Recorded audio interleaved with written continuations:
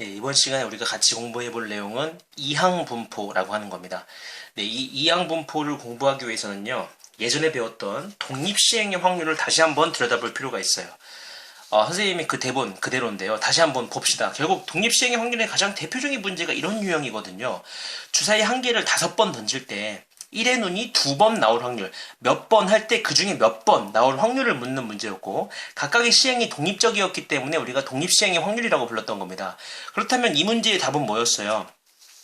1의 눈이 나올 확률은 6분의 1이고요. 1의 눈이 나오지 않는 확률이 6분의 5인데 1의 눈이 2번 나와야 하니까 2번은 1의 눈이 나오고 1의 눈이 나오고 나머지 3번은 1의 눈이 안 나왔기 때문에 6분의 1의 제곱에 6분의 5의 세제곱인데 이 확률이 총 몇 번 있어요? 결국 5칸 중에 1의 눈이 나올 사건이 들어갈 2칸을 고르는 가짓수와 일치하기 때문에 앞에 5C2를 곱해줬던 거죠. 실제로 선생님이 디귿 영상에서는 이 횟수를 전부 다 찾아봤던 그런 경우가 있습니다. 그래서 어쨌든 5번 중에 1의 눈이 2번 나올 확률은 이런 포맷이었죠.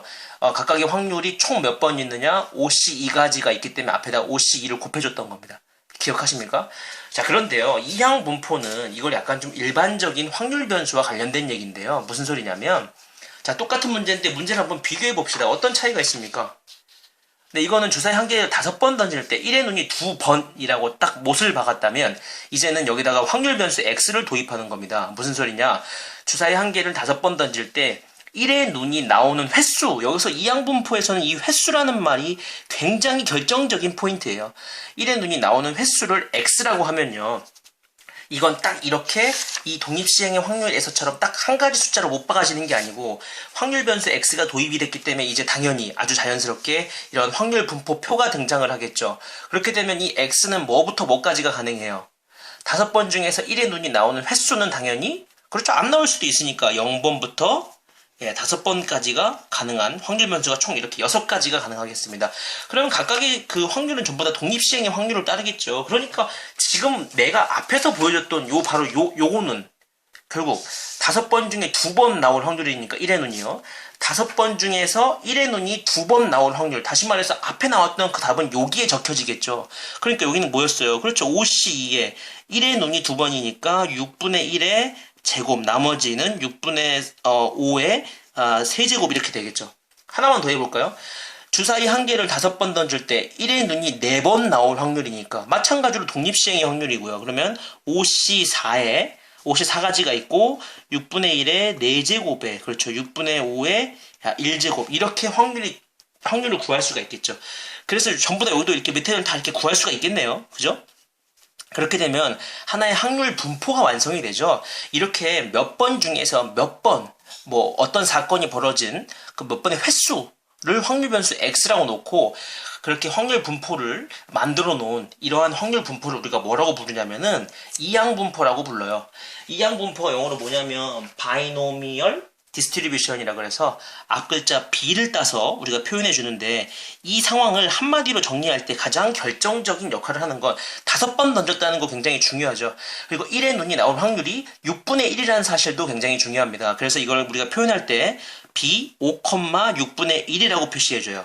네, 이 확률 분포를 우리가 이항분포라고 부르고, 여기서 시행 횟수와 그 사건이 벌어질 확률을 같이 표현해 주는 거, 한마디로 이렇게 정리한다고 하고, 이 확률 분포가 이 이항분포를 따른다 이렇게 얘기하는 거예요. 그래서 일반적으로 얘기했을 때 시행 횟수가 n번이고요. 그 시행을 했을 때 그 사건이 벌어질 확률을 p라고 하면 일반적으로 얘는 우리가 어떻게 표현할 수 있느냐? b n, p 라고 표현해 줄 수 있는 겁니다.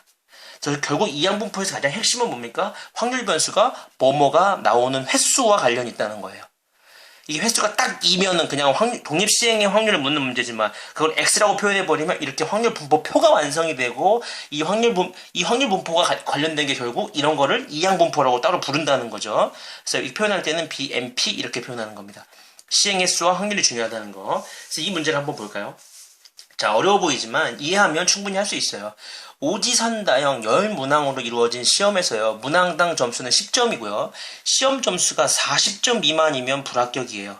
자, 모든 문항의 답을 임의로, 그러니까 찍겠다는 얘기죠. 찍었을 때 불합격할 확률이 뭐냐라고 물어봤습니다.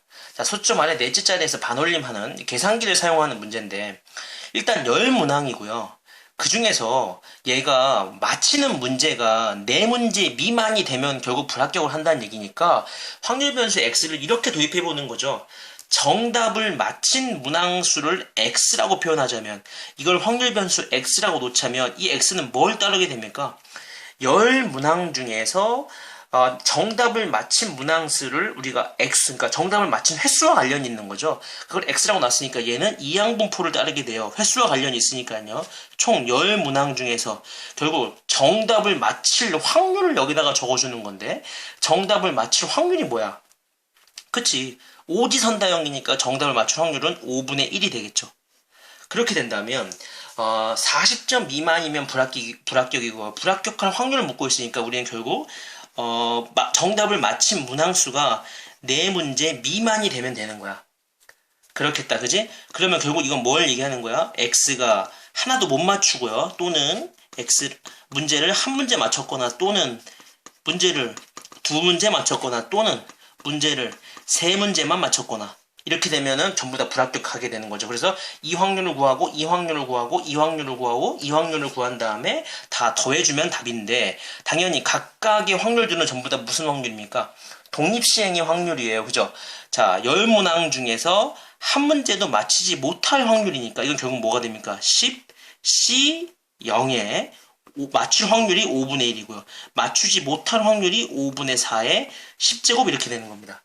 하나만 더 써봅시다. 자, 10문항 중에서 정답을 한 문제만 맞출 확률이니까요. 당연히 이거는 10문제 중에 하나니까 10C1에 5분의 1에 1제곱이에요. 그렇죠. 5분의 4에 9제곱 이렇게 되겠죠. 그러면 요 확률과 요 확률도 구할 수 있을 거고요. 요걸 다 더해준 게 답인데요. 실제로 선생님이 계산기를 조금 두들겨 보니까 이 문제의 답은 0.879가 됩니다. 네, 여기까지 하겠습니다.